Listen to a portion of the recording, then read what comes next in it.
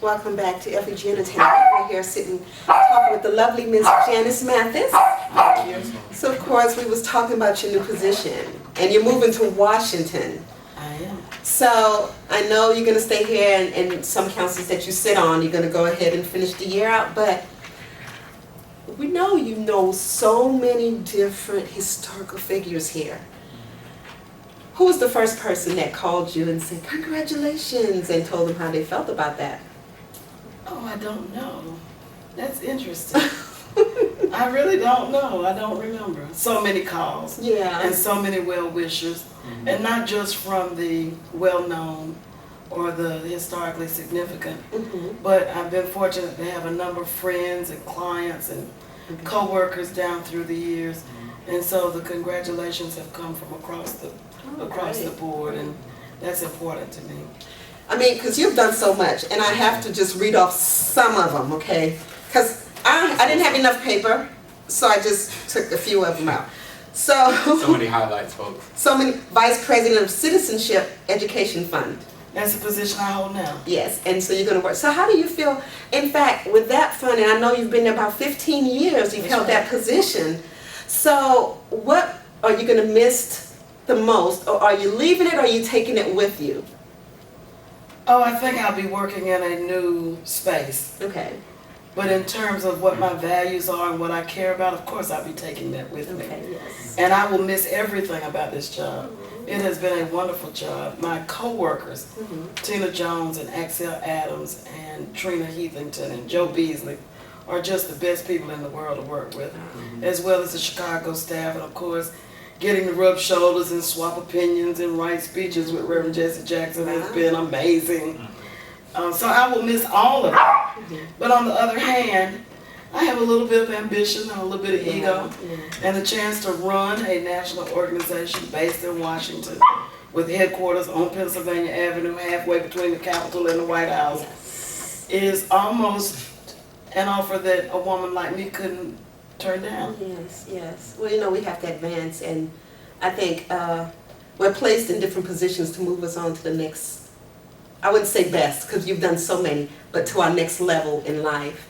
And so, when we spoke about Jesse Jackson, tell us more about that. How was it to work with Jesse Jackson?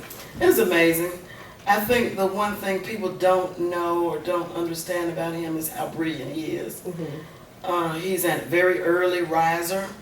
So by 7 o'clock, he's read all the major newspapers, and he doesn't understand why you have not read them. And so you get into the habit of reading them so that you can have a decent conversation with him about what happened. I was on the phone with him earlier today, and he was talking about the tragic shooting of the woman and the young man in Chicago, and how he's got to go attend. The other thing is, as I travel around the country, either with him or on behalf of him, everybody's got a Jesse Jackson story. Every black person in America has a Jesse Jackson story. If you are above the age of 40, you have at some point had him at your school, at your church, you've campaigned or you've done something that brought you in close proximity. And I think the final thing is spending a lot of time with him traveling. Can you imagine that everybody in the world knows you by face? And half of them want a photograph? And I have never seen him be irate, short, irritable, impolite, unless he was eating, you know, finally getting that fried chicken and collard greens. And then he said, friend, could you just wait a minute, just give me a minute and pose for that one more photograph. You know me, I'm running around saying, well, would you like to join the Rainbow Push Coalition? You want a picture, you want a souvenir, right? But could I get a membership?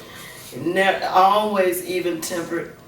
And I think those are the things that people don't get through the television.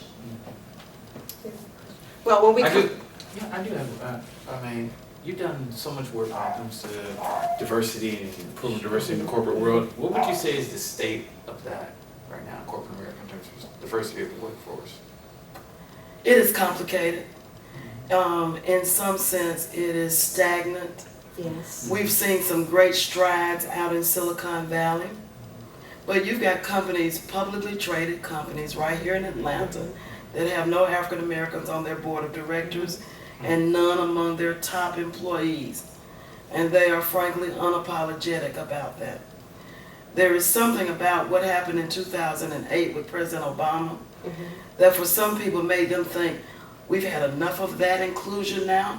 Mhm. It's time to go back in another direction. Right. And we've seen that before.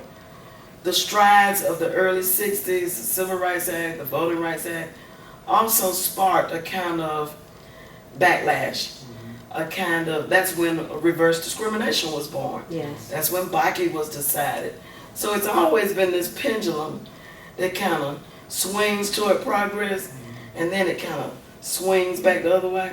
And so you have to be careful to keep pushing it in the direction of freedom and equality, because left to its own devices, it'll go backwards.